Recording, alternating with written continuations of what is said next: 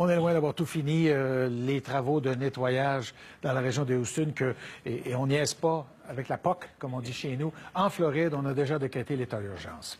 Oui, effectivement. Vous savez, on a fait beaucoup de farces avec Irma. On fait référence au film Irma la douce, avec Shirley MacLaine, mais sans farce, regardez-les. L'ouragan, il est très, très gros.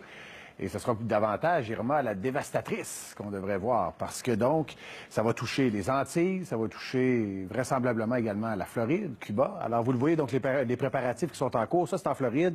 Mais également aussi, on parle de la Guadeloupe et également la Martinique. Quoique, donc, l'ouragan devrait passer, en fait, un petit peu en haut. Donc, l'œil de l'ouragan. Alors, vous le voyez, donc, on se barricade. On est en train également, donc, de sortir les bateaux de l'eau. Je vais vous montrer, effectivement, le monstre, où il se situe actuellement.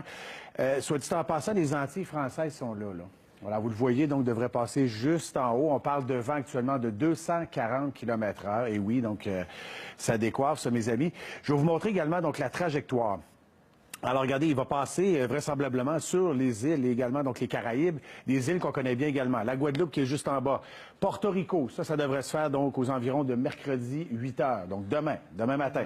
Deuxièmement, Haïti, ça va passer directement sur Haïti. République dominicaine également, qui est juste à côté. Cuba, pour les vacanciers aussi, ça, c'est important à savoir ça, là. Ça devrait passer possiblement vers samedi, 8 heures AM.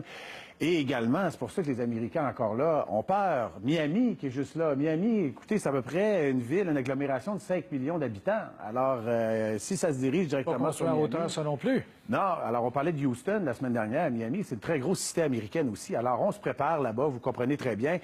C'est un ouragan actuellement de force 4, pourrait également donc devenir de force 5. Ça reste à voir. Je voulais vous montrer une vidéo qu'on a trouvée sur Twitter. Ça, c'est en Guadeloupe. Regardez, là, il manque d'eau là-bas. Alors, le commis arrive avec, regardez, là, des grosses caisses d'eau. Et là, soudainement, les clients arrivent et ça s'arrache.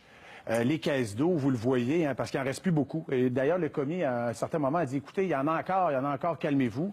Alors, on le voit, là, dans les épiceries, c'est le genre de scène qu'on peut voir, donc dans les Antilles françaises. Les derniers développements, Marc-André, fermeture à la Guadeloupe, mardi et mercredi. Alors, la plupart, donc, des écoles, les institutions publiques également, et vous dire aussi état d'urgence qui a été déclaré en Floride, même si c'est plus tard, que ça devrait toucher possiblement au week-end. On veut se préparer. On a vu ce qui s'est passé, donc, à Houston. Et évidemment, vaut mieux prévenir que guérir.